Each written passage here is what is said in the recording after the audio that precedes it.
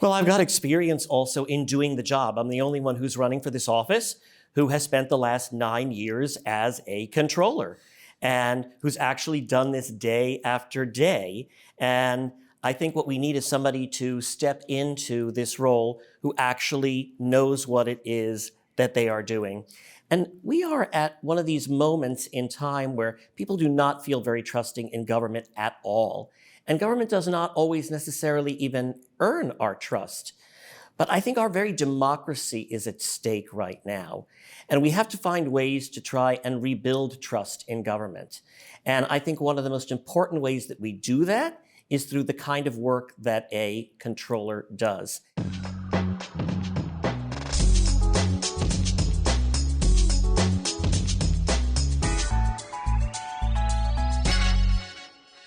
Just to start, we have a couple of questions to hopefully allow people to get to know you a little bit more.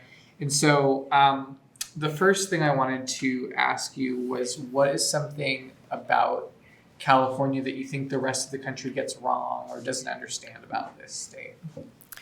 Well, I think that there's a lot about California that people from other places don't understand. And by the same token, there's a lot that Californians don't necessarily understand about other states or about the rest of the world. And there's also a divide even within our state.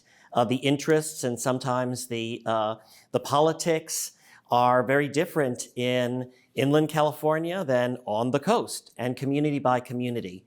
And I think what makes California so wonderful is the fact that we have this incredible diversity, a diversity of thought, a diversity of what people care about, what they're interested in doing, about how they spend their time, geographic diversity, and so much more. And that's what brought me here, is the fact that California is many things to many people. And some people think that it's about Los Angeles or about San Francisco. Some people think it's about Disneyland. Some people think it's about earthquakes or about celebrities. And it's a little bit of all those things. But ultimately, is California truly knowable? And can it truly be understood? Maybe not. And I think that's what makes it so appealing. It's perhaps the most philosophical answer we've gotten on that one. What's a political issue that you've changed your mind about in your life or your career? Well, I think all of us, as we go through life, hopefully learn some lessons, hopefully change our minds about things, hopefully grow. And I know for myself, now 20 years ago, actually, just in the next month, my husband and I will be celebrating the 20th anniversary of what was then our commitment ceremony. It wasn't called a marriage back then. There was no such thing as marriage equality or as gay marriage. And we called it then a commitment ceremony. And by the way, back then, Democrats were not for marriage equality, and the polls were not with us either. And I remember when there was a lot of activism around back then creating marriage equality, I was all for it, but I was also really concerned that are we jumping ahead of the voters on this? And was there going to be a backlash? And in fact, we had that backlash in the form of Prop 8. But I also learned, I think, a really valuable lesson, that the American public moved a lot quicker than any of us ever thought they were going to, that we saw a real change in public policy and in how people think about things. Of course, we're going to have to see what happens now with the US Supreme Court and the fact that it's not as interested in precedent as historically has been the case. But I think the lesson that I learned and what I really walked away with is the need to be bold and the need to sometimes make people feel uncomfortable. And my husband, who's a rabbi, often describes what his job is. And he says that his job is to comfort the afflicted and to afflict those who may sometimes be too comforted. And I think that's also what the job of leadership in the public arena is and for politicians is. So as a follow-up to that, so if you're elected, you would be the second, I think, openly gay statewide elected official in California history. Yes. How should voters think about that possibility? And how should they factor that into their decision this year? Well, when I was running for office in Los Angeles, I wasn't running as the LGBT candidate per se. What I was running on was wanting to bring real transparency to the office of controller, making sure that everybody knew how their money was being spent, making sure that we are creating a much greater level of accountability for government. And I think ultimately that's what people care about. But also people want to know where you're coming from philosophically and what your history is, what your experience is, what's the point of view that you're going to bring to the job. And so I think ultimately who we are has a lot to do with how it is that we do our job. And is there, I mean, to that point though, is there anything about this particular job that you think you would do in a unique way or a different way than your opponents, perhaps because of your experience as an openly gay politician in California? Well, I've got experience also in doing the job. I'm the only one who's running for this office who has spent the last 9 years as a controller and who's actually done this day after day. And I think what we need is somebody to step into this role who actually knows what it is that they are doing. I do remember my mother, may she now rest in peace, when I got elected, who had a very caustic sense of humor and always spoke her mind. When I got elected, she said to me, "Finally, a title to go with your personality." And there was some truth to that because I like the work that a controller does. And I believe in the important role that a controller has in overseeing, in watching, in making sure not only that I'm doing the job that I'm supposed to, but that the other people that I am the watchdog over and for are also doing their job. So that's a great segue into some of these questions. Could you elaborate on how would you explain to the average voter what the state controller does? Well, the state controller does not control everything.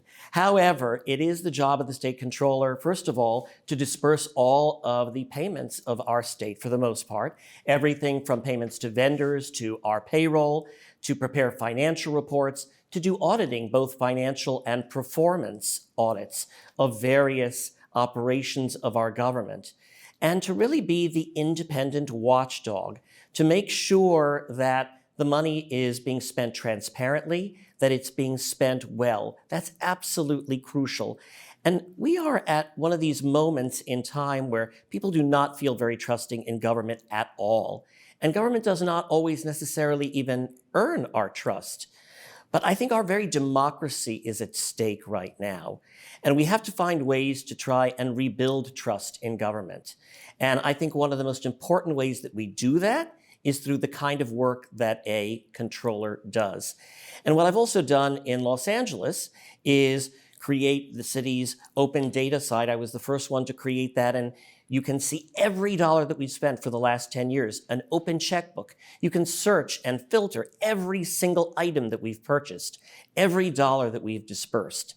And I want to do the very same thing for the state of California. We've also put online every single one of the accounts of our city. And we've got 40 columns of data with what's going in, what's going out, who's the responsible party, and how much of it is committed, how much of it is not committed. Again, I want to do the same thing for the state of California, and I think it can be absolutely transformative. Well, speaking of public trust, I was wondering if you could talk a little bit about your work as controller in light of some of the issues you've seen in Los Angeles, such as the DWP issues going on there, and what your role has been as controller as those issues have come up. Well, you're making reference to the Department of Water and Power in Los Angeles, which actually is the largest municipal-owned utility in the nation. And it's my job to not only oversee the spending when it comes to the core operations of the city, but we also have 3 what we call proprietary departments. The DWP is one of them, the other is our airports, and the other is the Port of Los Angeles. And we do a variety of different audits and reports, and we also report on their inflows and outflows. And one of the issues that I've taken up among many while being controller of the city of LA is looking at our Department of Water and Power. Early on, as a matter of fact, when I became controller of the city, I became very interested in two particular trusts of the Department of Water and Power that were about safety and about training. I didn't feel they were transparent, and I asked for the information nicely. And then I asked for it more emphatically. And when I didn't get it, I served subpoenas. I did get it. I got sued over it. Then there was an appeal when we won, and again, we won in that appeal because I believe that you have to be absolutely tenacious in looking at the information and looking at where the money is going and what results we are achieving.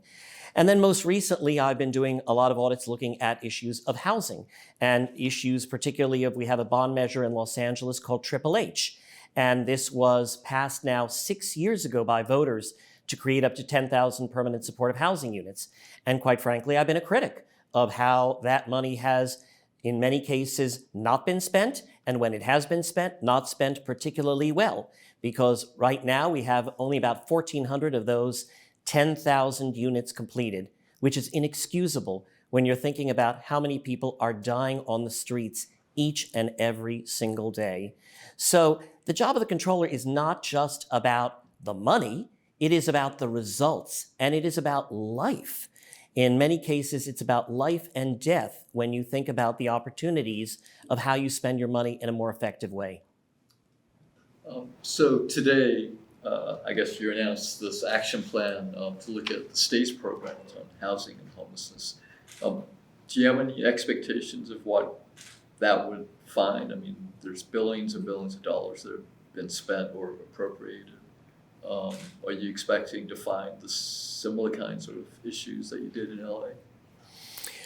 Well, first of all, you have to look at the situation that we have tragically of homelessness and of the lack of affordable housing in California.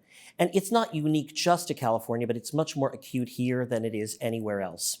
And let's be honest, we did not get here by accident, and we did not get here overnight.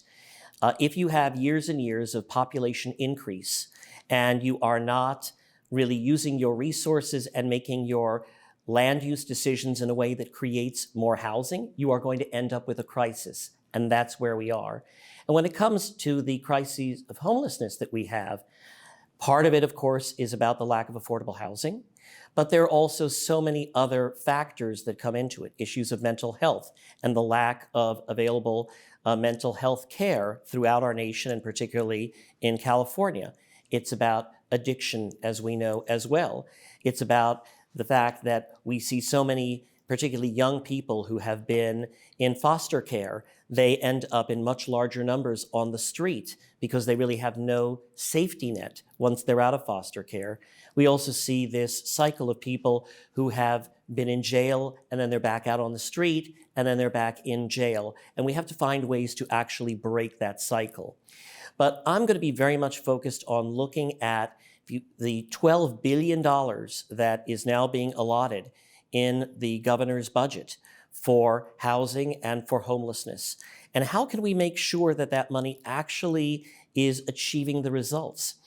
Because if you look at, for example, the H measure that I mentioned in Los Angeles, and the fact is that the original estimate was that those units for people experiencing homelessness were going to be about $350,000 a door. Right now, they are averaging $600,000 a door. There are units that are going to be costing as much as $850,000, and the number keeps climbing, especially with inflation and with other additional costs that we're seeing because of the inflation that we have. And so how do we actually make sure that we can create the units that we say we're going to, that we do so in a more cost-effective way? Right now, it takes 3 to 6 years to do these projects. On average, they have 7 different funding sources. Piecing that together is very painful.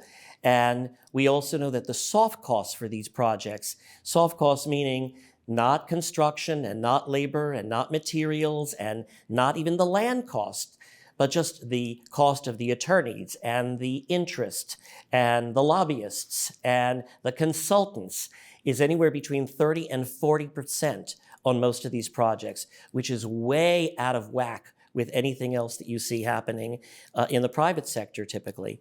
And I intend to create these teams that are going to, first of all, look at the state spending, but look at specifically how it is being deployed in jurisdictions throughout the state of California. I think it is truly an existentialist crisis of our time because it is a humanitarian crisis, it is a public health crisis, it's also an economic crisis. If we want people to come to California, if we want them to stay, if we want them to invest in California, we've got to much better address this problem. And I think that ultimately, most problems are eminently solvable if you actually are focused and strategic, and if you make the right kind of decisions. And of course, it's not the controller who decides exactly how this money gets spent, but the controller has the power, the ability, the responsibility to really lay out how it's being spent and what results we're getting. And by the way, to offer some alternatives for how to do it better, including, by the way, use of land that is already owned by government entities. I've done this in Los Angeles, identifying specific pieces of property that we already own that I believe can be put to use immediately for interim housing and on a later time for more permanent housing, be it permanent supportive housing or senior housing or student housing or any of the other needs that we have for more affordable housing. But lastly, I'm going to say that if you want more housing, you've also got to cut away a lot of the bureaucracy. We have, throughout jurisdictions all over California, made it so difficult and so time-consuming to get projects done that, again, it's no surprise that we are where we are, but we can actually make great progress with the resources that we have. So what have you actually done in Los Angeles to bring down the cost of that building in your 9 years as controller? Well, unfortunately, the costs of so much of that construction have actually gone up over time. But what I have urged, for example, is really redoing the plan that we had for density bonuses and making it possible to create more density in exchange for creating more affordable housing as part of projects. Also, I have done reports looking at our processes for approvals and how to streamline them, how to make them quicker and more effective. Also, we created a so-called concierge program to actually help move projects more quickly. And as it relates specifically to Triple H, what I sought to do was to put a fire under people's you-know-whats to make sure that we actually see these projects get approved and funded and built much more quickly. It still takes an awfully long time, and it's still terribly expensive. But we know what many of the strategies are to get it done better. But is there anything you can point to? I mean, you talk about writing reports, trying to light a fire under people's you-know-whats. Is there anything you can point to in terms of actual accomplishments that you've had there in getting housing built more quickly or getting it built more cheaply, so that Californians can believe that if you become state controller, that you're actually going to be able to get it done at a statewide level in California? Are there any specific examples? Sure. Well, for example, when you look at Triple H, which I mentioned, one of the things that we have done is actually do an annual audit. The first 2 years that we did it, we really reported on a lot of very bad news. This year, we were thankfully able to report that things are actually picking up based on a number of the recommendations that we made. And what we do is, with each audit that we create, what we do is we state what all of the recommendations are, and we follow up on those on a regular basis. You can go onto the website and see what has been implemented, what has been partially implemented, what has not been implemented, what has been the response of the department or departments when something has not been fully implemented, and we continue to follow up on that and to also work with the other elected leaders. Ultimately, it is the council, or in the case of the state of California, the legislature that makes the laws. But what it is that the controller can, and in my case does do, is really focus on what it is that it is or is not accomplishing. So before we move back to Samina, I just wanted you to follow up on one of your answers in a sort of a similar question of what Alexi had. So you talked earlier about transparency in spending and bringing what you did in LA to the statewide level. But given the history of the state and how badly it's handled IT projects, what guarantee can you make to the voters that that would actually happen? And like, do you have, is it outsourcing to a private company to do this? How would you actually get that done? So what it is that you're asking about actually is the broken system of Fiscal and the billion-dollar debacle that has been Fiscal. And many others. And many other tech debacles, unfortunately, that the state of California has had. And it's particularly shameful when you consider the fact that we are the home of Silicon Valley, the home of Silicon Beach, that we are the state that is supposed to be about tech. And we have all of these amazing people who are really good at what they do when it comes to technology. That makes the debacle that is Fiscal and some of these others even more problematic and even more angering, quite frankly. So Fiscal got to where it is, I think, because of a couple of reasons. One, because of the way that they went about the whole process. Part of it is also not having the right team of people to look at process changes in terms of departments and how they do things and modernizing that. Part of it was also about mission creep. Originally, it was not supposed to be as broad a system, but then everybody said, well, if it's going to do this, why don't we add this to it? And why don't we add that to it? And so you ended up with a very long list of requirements as opposed to really first rolling out something that did what it was supposed to do really well and then adding more components to it over time. I've had a lot of experience with these really big systems in the city of Los Angeles because we too also have a very sophisticated management system for our finances. But at the same time, there are a lot of so-called legacy systems. By the way, legacy is a nice word for old and nearly broken down system. And we are actually in the process of rolling out a new payroll system. But we developed a great plan, put together an incredible group of people. We've done testing, because other payroll systems have gone off track. And ours is ready to launch with incredible accuracy, but we chose to actually wait a little longer to launch it and make sure that when we do, that it will be done very well. But what it is that I would do in terms of fixing the Fiscal system, first of all, I think it's, and this has happened before, of course, but of really convening a variety of different stakeholders and to focus on what are the things that we feel that we can fix in the most immediate term, and what are the things that are going to take longer, and what is the kind of expertise that we need to do that.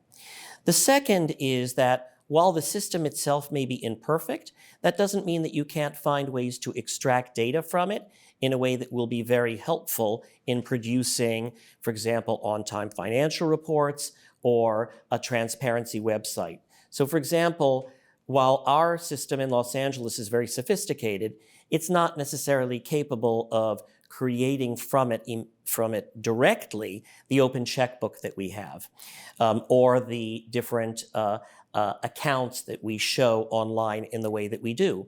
But actually, we worked with a company that specializes in government transparency sites, and we were able to find a way to extract that data from the existing system and put it on a different platform. By the way, the advantage to doing that also is that if anybody is going to hack into that transparency site, the most they're going to get into is the transparency site and not into the underlying financial management system, which that would be disastrous if it was hackable. And it's been a really successful formula for us in LA when it comes to a whole variety of different ways that we use several different platforms, be it about mapping or be it by business intelligence or about listing our checkbook and more. And I believe we can do the same thing in California while we wait to get the Fiscal system into much better shape. Okay. Samir, do you want to move on to some other policy issues? Sure. So you talked about housing. What other areas of the state budget would you focus on to make sure that money is being spent effectively? Well, that's a great question. Thank you. So first of all, in the discipline that is auditing, what you do is you actually develop a plan. And you do this based on a couple of different factors. First of all, you consult with the auditors that you have and people who have had experience in auditing various departments, who know what those departments and what those functions of government are. And based on their input, you begin to put that list together. I would also be consulting with members of the legislature, with other elected officials, with a variety of different stakeholder and advocacy groups. But there's also a process by which you do a risk analysis, and there's a whole science to doing a risk analysis, which looks at various departments and functions, how much money is at stake. You look at what are the various risk factors. You look at what are the kinds of resources that you need in order to look at a particular issue. And then you develop a plan and a program. And that's a really important discipline. But if you're asking about sort of the broader scope of issues that I want to look at, certainly I want to look at issues relating to housing and homelessness dollars. I think that is absolutely crucial. We also know that the largest single chunk of dollars that are spent by our state relate to education, particularly K through 12 education. But we also know that unfortunately we're seeing rather poor results in many school districts. And I think there's a real opportunity for the controller to look at how that can better operate. Also, there are something like 6,000 jurisdictions that report or are supposed to report to the controller's office on their numbers, but often on a 30,000-foot level. This includes, by the way, cities and counties, school districts, which, by the way, have been doing a very bad job of reporting to the controller's office, unfortunately, in which that has to be addressed, but also water districts, even mosquito districts. And what I want to do is to create a platform by which all of that data can be found in one place. Because the nature of an audit, when all is said and done, is often looking backwards.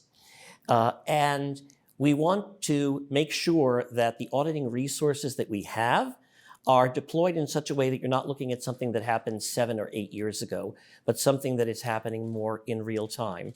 Part of how you do that is by creating, again, a website where you can see in real time how money is being spent, where you can see in real time a whole variety of different metrics and how departments are performing, where you can help to avoid issues of fraud and of waste by putting it up there in real time.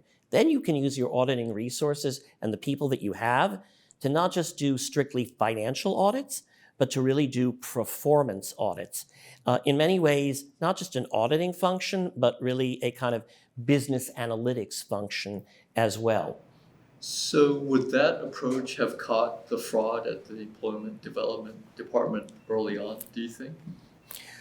Well, there were audits that were done of the Employment Development Department already years ago. And actually, the state auditor very clearly laid out what many of the problems were. Unfortunately, her audits were largely unheeded. And so what occurred during this most recent crisis, where we saw something like $20 billion in fraud, did not happen in a vacuum. And if many of these recommendations had been put in place earlier, you would have had a very different result. By the way, there are also a lot of different tools that are out there that we in government should be using that are often used by the private sector.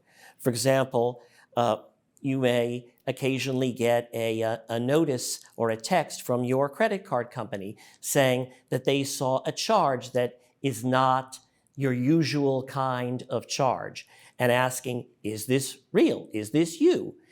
And that is actually based on machine learning. It's based on often artificial intelligence. We can use those same kind of tools to also learn about where fraud might be happening. Something that I do also in Los Angeles is we have, for example, a database of all of our vendors. We also have a database of every single one of our employees. And we compare those two against each other. If there is an overlap, then we know that there may be an issue that we should look into in order to avoid possible fraud or possible misconduct. And there are databases out there of where the prisons are. There are databases out there of those who have engaged in certain kind of fraud. This is not rocket science. And just using data could have actually prevented a lot of this. Now, there was a great desire, understandably so, to deploy these resources to people who really needed them. We were in a crisis, and there are some times where you're going to choose expediency and speed over having all the controls that you might normally have. And that's not in and of itself a terrible thing when you're facing a crisis. But they really freed themselves of all of the controls. Moreover, they were not prepared for the kind of workload that ended up happening. For example, in my office, already a number of years ago, we had contingency plans for what happened if there would be, for example, an earthquake and nobody could come back into work because the building was inaccessible. So we had a whole plan in place. We never expected it was going to be for COVID with people working out of their houses. But that's what happened. And so it was a really smooth transition of people knowing what to do and how to do it, even if they weren't within the office. And that would have been very helpful in this case as well, because with remote work, they really kind of had a breakdown of their processes and of their ability to get work done. This real-time database that you mentioned again, what are some examples of fraud that you prevented or other issues that you caught early enough to resolve them because of this approach in LA? Well, first of all, putting out all the data does not in and of itself make any government entity fully accountable or fully efficient. But what it does do, I believe, is be a prerequisite in many ways. First of all, they say that sunshine is the best disinfectant, as it were. But the other part of it is, while I'm the watchdog and I'm supposed to watch every single expenditure, let's be honest, no controller can actually watch everything. There's never going to be enough resources to be able to do that. But by putting it out there for everybody to see, you've got a lot of stakeholders and a lot of activists and a lot of just run-of-the-mill people who are interested in what's happening in their community to actually look at it and apply a lens. I have partnered with a whole bunch of different organizations as well who have taken that data and used it in a variety of ways to be much better advocates and to also point out problems that they had. Every day, I'm getting emails from a whole variety of different folks saying, well, what about this expenditure? Can you explain this? Or does this make sense? Or did you know? Fill in the blank. And it happens on an almost daily basis and has really helped us in terms of significantly being able to look at a lot more cases of waste and fraud and abuse, but also just looking at processes. I mean, so much of what goes wrong, so much of money that doesn't get used well or that doesn't achieve the right results, it's not necessarily about fraud or about purposeful waste or about somebody abusing their position. It's often based on the fact of, well, we've done this the same way for 20 years, therefore it must be the only way to do it. And what we've also done is use this as an opportunity to really chart out a whole bunch of different functions that we in our office have, as well as in other offices. And when you chart it out and you see, okay, here are the 20 steps that it takes to do X, how can we take those 20 steps and compress them into, say, 10 steps or 7 steps or whatever the number might be appropriate? And getting also some of that outside input from people who look at all of our data has been very helpful. Okay, so why don't we move on to some specific policy things from that Grace is going to ask about. Sure, thank you. I'm CalMatters economy reporter, so I've got some questions about economic issues. The first is, as I'm sure you've been following, the legislature and the governor have been discussing some proposals to send payments to Californians, some of which are linked to gas prices or car ownership. Do you support another broad stimulus payment or more targeted stimulus payment? I'm in favor of something much more targeted, to be frank. We know that people are really suffering because of gas prices, and it's really impacting people's lives in profound ways. And it also is going to impact the cost of everything because it figures very strongly into the cost of goods movement, figures very strongly into the cost of all those things that are being delivered to your door when you order something online. But having said that, just providing a one-time check because gas prices have increased is something that I don't think is necessarily well tailored enough. It's not necessarily based on how many miles a person or a household is driving, or how many vehicles may be in that household, or what kind of mileage they are or are not achieving on their vehicle. We have so many deep and profound needs in this state at this moment that I want to make sure that monies that are distributed are going to those who really need it, and in a way that can do the most amount of good, and a way that also will not add to already existing inflationary pressures. Now, mind you, ultimately it is up to the legislature, to the governor, about how these monies get distributed, but there is an important role, I believe, that I have as a controller to at least point these things out and help to guide better public policy. So you mentioned targeted payments more narrowly. How exactly would you want to see them targeted? Well, we know that there are a lot of needs out there when it comes to, for example, education. We know that there are needs of housing and of homelessness that are so profound at this very moment. So it is ultimately, again, up to the legislature to decide how money is going to be budgeted. But what I will do, and what I have been doing, is to state that, again, let's look at what it is that you expect to accomplish, and is this going to be the best way to actually do it? And while there's a lot of appeal in providing this money to people right now, and while everybody would like to perhaps receive it, and while we do want to provide a relief to people, we should also be careful about taking what is now a budget surplus and assuming that it's going to last forever, because it won't. And we have to make sure that even in California, which is the land of droughts, that we prepare for that inevitable rainy day.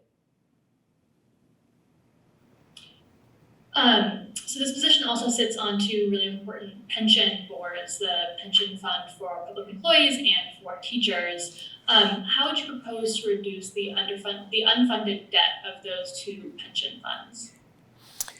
Well, the CalPERS and CalSTRS systems have a long-standing problem in terms of underfunding. I think we all know that. Now, by the way, this is not a unique problem to CalPERS and CalSTRS. It's one that exists in the private sector. It's one that exists in other government jurisdictions around the nation, but one that absolutely needs to be addressed for a whole long list of reasons in California. Now, over the years, we've seen the assumed rate of return has been adjusted downward, and there are even triggers for that to happen. For example, when the market does really well, as it did up until rather recently, there was a trigger that actually reduced the assumed rate of return. I think that's a good thing. Also, every 4 years, CalPERS and CalSTRS actually take a deep dive into looking at what the assumed rate of return should be. Now, right now, in the case of CalPERS, it's 6.8%. Interestingly, if you look at what the investment returns have been over the last 30 years, it has been in excess of that. However, the predictions that that will continue are not universally shared by any means. And if you look at what the actuaries are predicting, they're expecting that the rate of return is going to most likely, although nobody knows for sure, be something less than that assumed rate of return. And so we have to do, I think, a number of things. Number one is regularly assess what that proper rate of return should be. Second of all, we need to look at what the ways that we can maximize returns while staying really safe in terms of the corpus are. because we want to make sure that we are achieving better results but not undertaking risks that are going to be detrimental. And we have to look at also when you are getting larger sums from, say, school districts, or when you're getting larger sums from the state, that's also going to affect other aspects of the budget. So there is a balancing act, but I think it is the responsibility of those who are sitting on CalPERS and CalSTRS to constantly be vigilant about this and to have a realistic number in terms of what the rate of return is actually going to be. Again, they've brought it down in the last couple of years, and I think most likely you're going to have to see that number brought down again, which means that most likely you're going to also have to see greater amounts put in order to keep that future stable. But that's a reality when you have these constitutional as well as case law commitments that you have made to people who have worked often a lifetime for our government and for our schools. And so we have to keep those commitments, but we also have to realize that in order to do so, we've got to be fiscally responsible. So as part of that balancing act, are you open at all to reducing benefits from a certain date forward for state employees and teachers, or is that off the table for you? Well, I know there's been a lot of discussion about doing that, but we also have to understand what the implications of that may be as well. Because when you create a two-tier system, you also create a lot of conflicts between those who just came in the door and those who have been there for quite a while. It also creates some real questions in terms of recruitment and retention as well. Right now, we happen to be in a environment where unemployment is very low, and where holding on to people is not so easy, because there are lots of other alternatives that they have. So you have to look at it within a framework of time. You have to look at it within a framework of how do you keep some of the best people, how do you recruit some of the best people, and more. So it sounds like a no. Well, I think that that is something that is to be considered in certain contexts. But you have to look at different classifications. You have to look at different departments. You can't just say it as a blanket. In some places, it may be appropriate, and in other places, completely inappropriate. But wouldn't that, or couldn't that create a whole set of other conflicts if there's a two-tier system in one agency but not another? No matter what you do, you're going to have problems. That's an inevitability. Again, I think that we should really try to avoid that two-tier system. I think it would be detrimental for the most part, and I think we have to try and avoid that. But it's also going to mean that we have to be real serious about what the assumed rate of return is and about putting in the amounts of money that are necessary to truly, fully fund these systems. I believe that we can do it, but it does ultimately involve some choices. So I take it you support using some of the surplus to pay down some of this unfunded debt? I think that it is appropriate to use the surplus to fund some of that. There are other things that we're going to be needing to do with that surplus as well. And I want to hold on to as much of that surplus as we possibly can, because we also have a tax system in this state that is very much subject to the vicissitudes of the economy. We are very much dependent on personal income tax, and a very large portion of that personal income tax is paid by the top 1% or by the top 3%. And mind you, they're making more, and we want people to pay their share. But it also creates a situation where if they have a year or two that is bad, then we can have a terrible year in our budget as well. And so we need to have that cushion. Do you support divesting entirely from Russian companies and funds because of the war in Ukraine? Well, one of the questions that comes up all the time when it comes to CalPERS and CalSTRS is the subject of divestment. And there are many interest groups who want to divest in a whole variety of different sectors. There are those who want to divest from oil and gas. There are those who want to divest from a whole variety of different kinds of sectors of the economy or from different countries. And I think we have to be very careful about our approach to that. First of all, let's not forget that the primary responsibility of those who are on CalPERS and CalSTRS is to actually make sure that they are the fiduciaries for those beneficiaries. That's first and foremost. Now, I still think that you can do that and that there can be a moral component to the kind of decisions that you're making when it comes to investments. But we have to remember that first and foremost, the obligation is to those beneficiaries. Now, having said that, in Los Angeles, I actually sent a letter to our 3 different pension systems, and we have 3. One is for police and fire, one is for our Department of Water and Power, and one is for everybody else, in which I asked them to identify what Russian assets we have for consideration for possible divestment. But I do so with a number of very strong caveats. The first is, what do we mean by a Russian company or a Russian investment? Is it something that's based in Russia? Is it something that maybe has a bunch of assets within Russia? Is it owned by an oligarch? There are many definitions of what a Russian may or may not be. And so one of the things I wanted to do, and what I believe that we need to do in California as well, before we talk about divesting from Russia, we have to understand, what does that actually mean? The second caveat is understanding, let's say if we do choose to divest ourselves of a particular asset, what is going to be the implication of that? Let's say you bought it at one price and it's worth 1/10 of what it was when you bought it.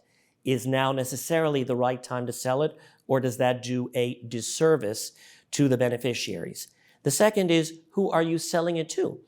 If you bought it at 10 and you sell it at 1 and you sell it back to, say, a Russian oligarch, are you actually doing good or are you doing bad when it comes to the moral implications of the choice that you just made? Now, there's also a lot of questions about what's going to happen to some of these companies. Might we see in the future that some of them get nationalized, in which case maybe now is the time to sell them so that we can get out with at least something? So these are serious questions, but the first step is understanding what we actually have and what that means.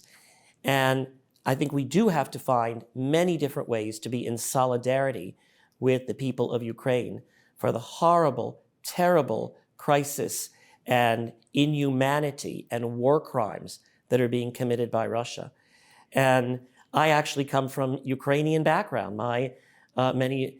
Several of my grandparents actually and great-grandparents were from Ukraine. So I see what is happening there, and I'm particularly pained by what it is that I see. And we as a society, I think, should try and do everything we can to try and alleviate that. So, I mean, you posed some interesting questions in that response, but I'm curious, if you were elected to this office and you did that first step you mentioned of, really defining what constitutes a Russian asset for the purposes of your investigation, and then you did find that the assets had depreciated in value or the stocks had depreciated, what would your move be? Would you sell them? Well, I think you're going to have to, again, look at what the circumstance is. You have to look at who's going to be the buyer. So, for example, if you're just going to sell it to a Russian oligarch who's now going to make a killing on the fact that you sold it at a very depreciated price, does that actually accomplish anything? Does that help the people of Ukraine? Does that punish the Russian government in that case, especially if that buyer is tied to, say, the Putin regime? That actually doesn't accomplish what it is that we hope to do.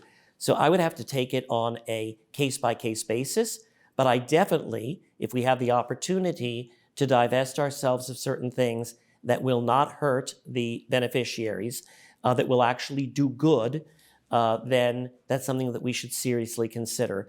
But again, you got to look at the facts and you've got to look at the information. It's not just about saying we want to divest. It's about how do you do things in a sensible, thoughtful way? How do you do your homework when you show up to those meetings of CalPERS and CalSTRS? Read the information, do your homework, ask the questions. That's something that I've always done and will do in the future.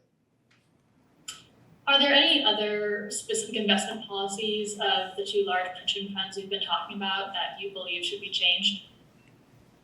Well, on an ongoing basis, there are a whole bunch of reports and there are a whole bunch of inquiries that are done by both CalPERS and CalSTRS, looking at what is the mix of investments, looking at what are the rates of returns that are being achieved, looking at the choices that are being made, looking at what does the future of the economy look like in terms of the kind of companies that we want to be investing in.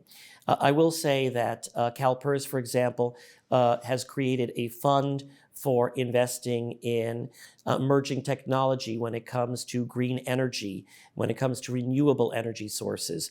That's a great way to actually move us forward in terms of getting off of fossil fuels and toward renewables, but also at the same time making money for those who are our retirees and soon-to-be retirees. So it's a way of actually doing good and doing well at the same time. And I will continue to look for those kind of opportunities for how do we invest in some of those emerging technologies and emerging companies. How do we use that also as a tool to both achieve great results and hopefully create more jobs and more opportunities and more economic vitality in our own state of California. And then one of the things that's being discussed a lot right now within the context of CalPERS and CalSTRS is private debt or investing in private equity.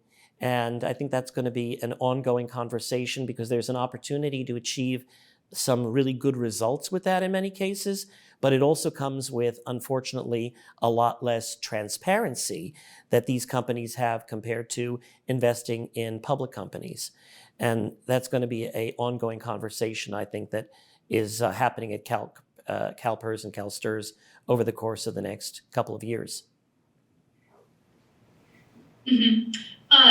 We talked a little bit already about changes to the tax code, and one thing that often gets discussed is that, these days in 2022, people are purchasing more services than they were in the past when a lot of the tax code got developed. Do you support changes in either the income taxes or sales taxes to account for the shift in the economy towards purchasing services? I think we definitely need to look at that kind of a change and some adjustments. We're in a different time. We're not in a 1950s economy anymore. And we saw a number of years ago during the Great Recession how many terrible cuts had to come to the budget of the state of California. I would hate for that to happen again because, look, we've had a number of good years, but we know that an economy has its cycles. And when you are so dependent, as we are, on the income tax and so dependent on it for the monies that are being paid by a small sliver of the population of California, you are putting your whole budget and you are putting your whole state of California at risk. Now, we also have to look at how do you do this in a way that helps to develop business and not to hobble them. What impact is this going to have in terms of other kinds of service businesses that might choose to not be in California, how it is that you choose to assess that kind of a tax. But I think it has to be on the table, absolutely, because the current system that we have, and this was studied by Betty E., the current controller, and a rather lengthy report was put out on this subject. And everybody wants to avoid as much as possible dealing with this subject, but at some point it becomes unavoidable and it has to be addressed. So, you just said everyone wants to avoid it. Would you take it head on? Would you propose or push for a new tax on services? I am ready to take this thing head on. Mind you, it's not about just having a new tax. It's also about adjusting some of the existing taxes. So I don't want to just add to a tax burden. What I want to do is look at how do we rearrange that tax burden. And I don't think you can say we want to increase it on services, but not also then decrease it when it comes to goods. So we should look at ways that we can make sure that it's as fair a system as possible, that it is not having a deleterious impact on business generally, or that it's hitting people who are lower income more. That would be a terrible result. But absolutely, I think we need to look at readjusting our mix of revenues. You bet. And then lastly, would you support a wealth tax or an increase on the tax rate for upper income residents of California? Well, I know there's been a large discussion about having a wealth tax. And by the way, there's a variety of different ways that something like that could occur, plus a lot of different thresholds by which you might have that. Is that based on assets? Is that based on income? And by the way, some assets are very difficult to really assess what they're worth. For example, you may own real estate for a long period of time. How do you actually necessarily assess that value if it's not being reassessed on a regular basis? But what I'm more interested in is how we use the monies that we have in the best possible way. Look, we've got a surplus right now. Now, some of that is smoke and mirrors. And let's not forget that while we have a surplus on paper, we have a lot of really crucial investments that we have to do in infrastructure and in education and in the future of our state. But I believe that before you can ask people to pay a bunch more tax, you got to show them that what you've got, you're putting to use and you're achieving a good result. And that's what I believe the role of the controller is, to really make sure that the monies that we are spending are being deployed well. So am I understanding correctly that while California is running a surplus, you would be in support of a wealth tax? I'm not a big fan right now of seeing that put in place, especially if the numbers show us that people might decide to leave. Now, if there's a way to do it in such a way that is fair, that is equitable, that will actually achieve us revenues that we can put to good use and we know exactly how we're going to put them to good use, that's one thing. But to just say, we're going to implement this, we're not exactly sure how it's going to be spent, we're not exactly sure what the implications are, I don't think that that is in and of itself a strategy.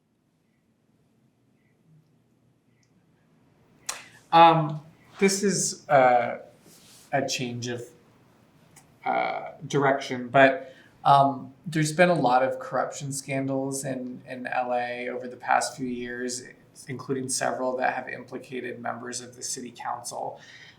Those didn't necessarily involve public spending, but is there more that you could have done in your office as controller to expose those or set a different kind of atmosphere for the culture of City Hall in LA?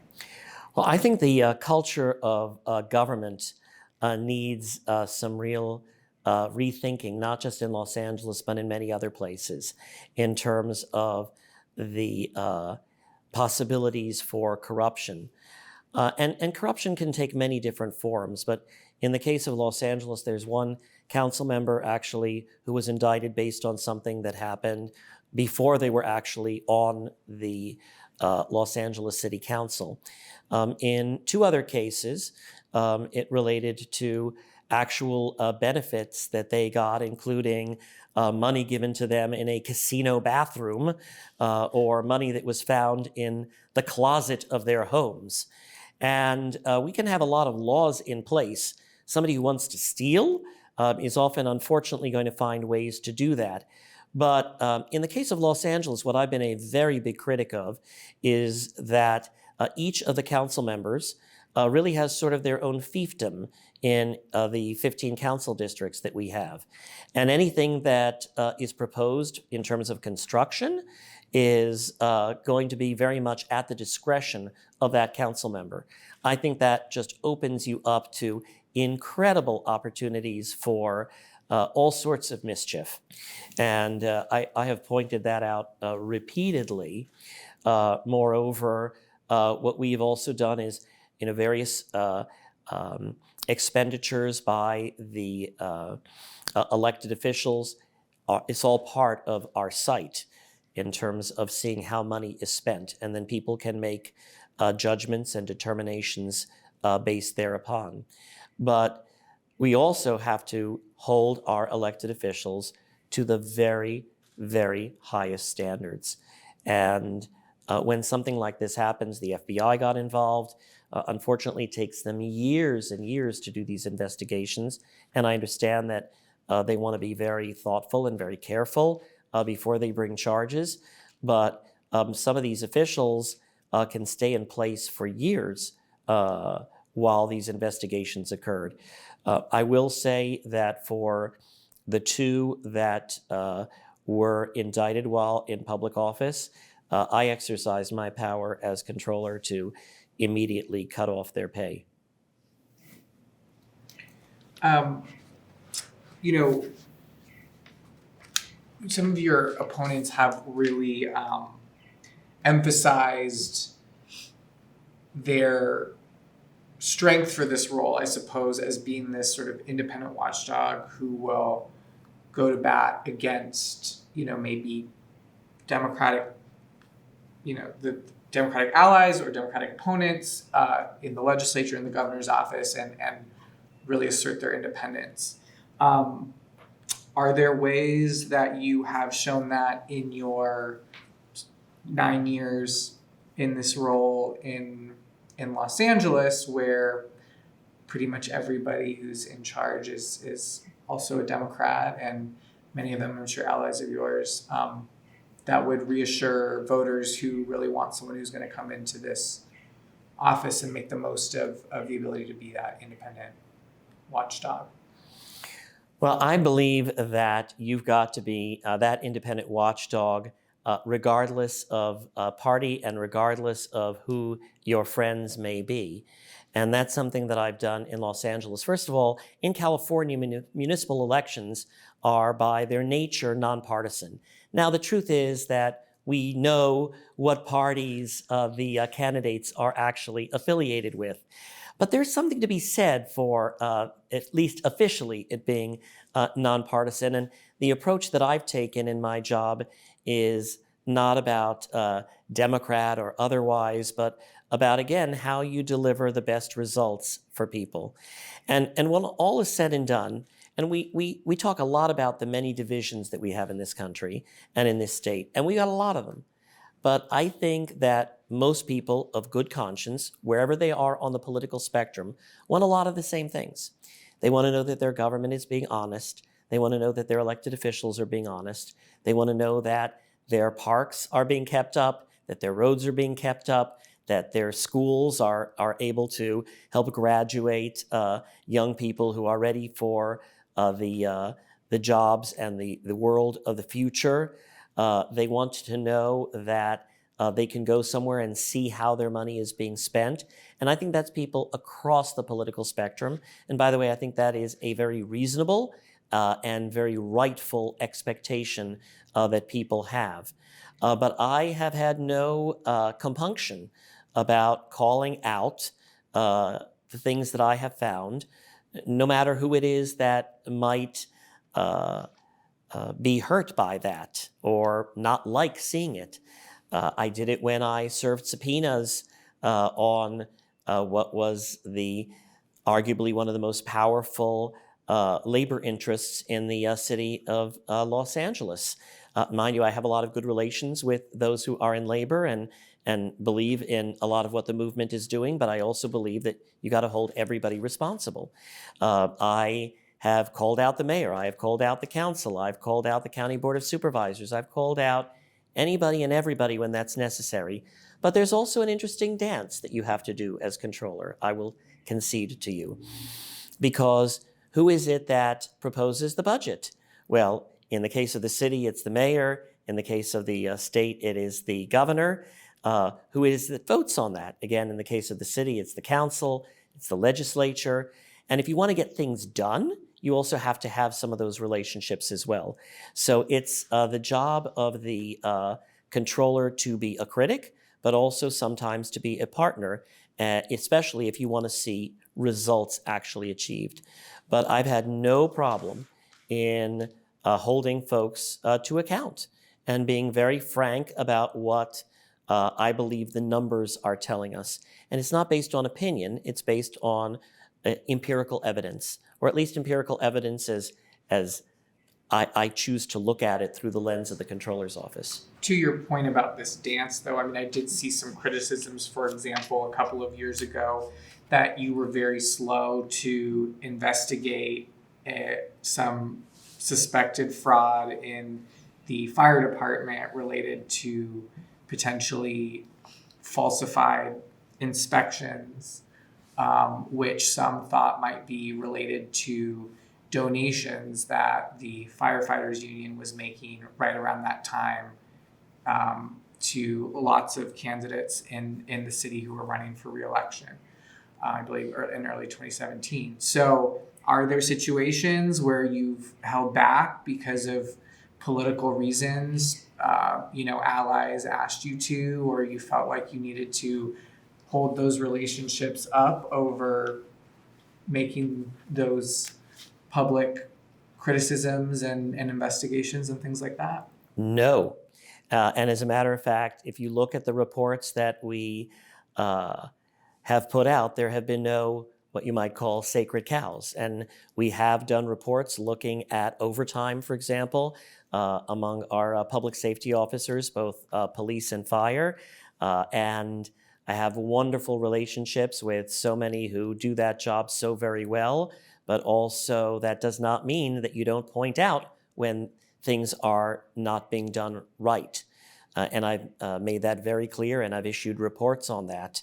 And they are very much there for everybody to see.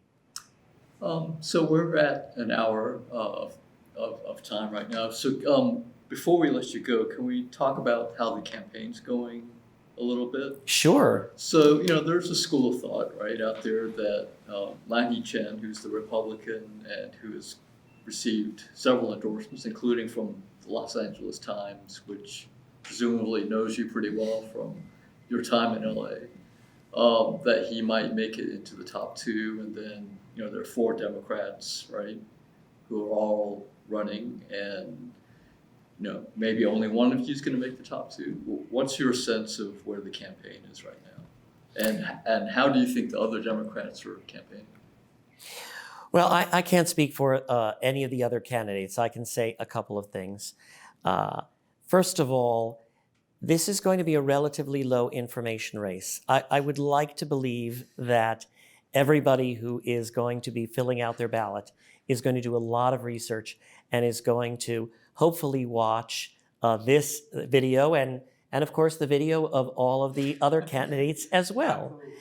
But I'm a realist. That may not necessarily happen.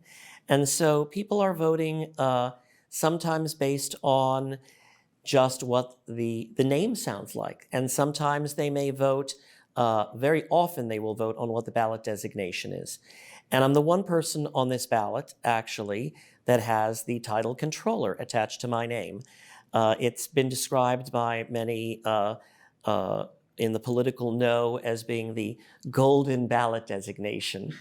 But I take nothing for granted, and I have really wanted to connect with communities throughout California, cities and counties, big and small, inland and coastal, be they urban or be they rural, to really understand what the issues are and how a controller can be most helpful and be most effective. And also to really make this job one that really helps to increase equity in our state. Actually, in Los Angeles, I created the first ever equity index. And we talk a lot about equity, right? But how do we actually quantify it? And so we actually applied a grade to each of our neighborhoods based on a whole variety of factors. Things like, what are the numbers of owners versus renters? What are education levels? Proximity to toxics? And other factors that begin to look at what equity means. And this is something I want to do for the state so that we can actually attach some numbers to this and say, here's where we are today and here's where we want to be in the future. I also take this very seriously, especially being a member of the LGBTQ community. I take it very seriously being the first in my family to be born in this country. My parents were both immigrants who came here speaking no English, and thankfully were able to create a better life for themselves and for their kids. But we know that so many other individuals and so many other families are struggling. And so I feel a special responsibility, especially in a state with people who come from all over the world, which is what makes us so great. And I believe that for a job such as this, people want to see somebody with experience and with the ability to do the job on day one. And very proud of the many endorsements that I have, of the many organizations and others that are supporting my candidacy. And also, I think that, coming from Los Angeles, where I have better name recognition, admittedly, than some of the other candidates. And we're also going to have, I think, a better voter turnout than in the past, especially with a spirited mayoral race in Los Angeles. I'm hoping that that works for me as well. And I believe that if I am able to just articulate what my vision is for this job, why I love it so much. I love what I do. It's endlessly interesting. It's an opportunity to make a difference in so many different ways. It's a unique lens that you get to take on the operations of government and to improve people's lives on a daily basis. And so it is a interesting race with quite a number of candidates, and I have respect for each of them who are in this race. But I'll respectfully say that there's one person who's done this job, and I'd like to think done it rather well in the last number of years. And that puts me, I think, in a unique position to be able to really step in on day one for this job. So, I mean, do you see that as your path forward in this race? Because, for example, one of your opponents just dumped $3 million of her own money into the race last week. I mean, it's hard to compete with those kinds of resources. So you think ultimately the controller title is going to be enough to sort of carry you through over that? Or Well, California has a long history of candidates who have self-funded, and it actually hasn't taken them all that far. There's a long history of those candidates. And so sometimes that money can be misspent. And Californians usually, not always, don't like people just kind of buying an election.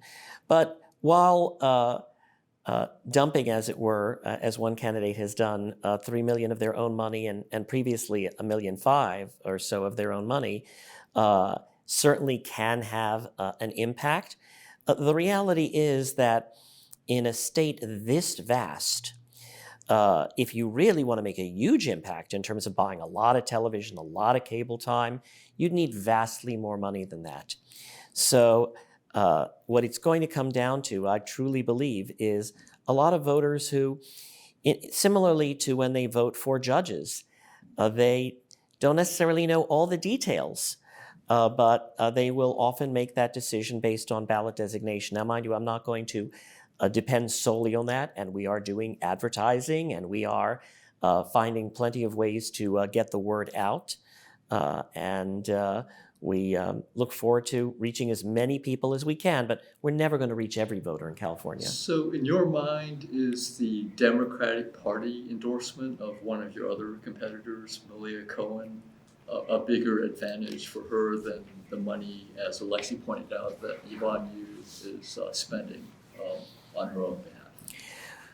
Well, I'm active in the Democratic Party. I'm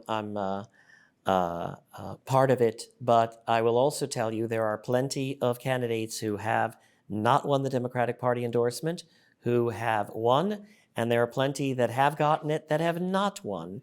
And so it's one of many different endorsements that are out there.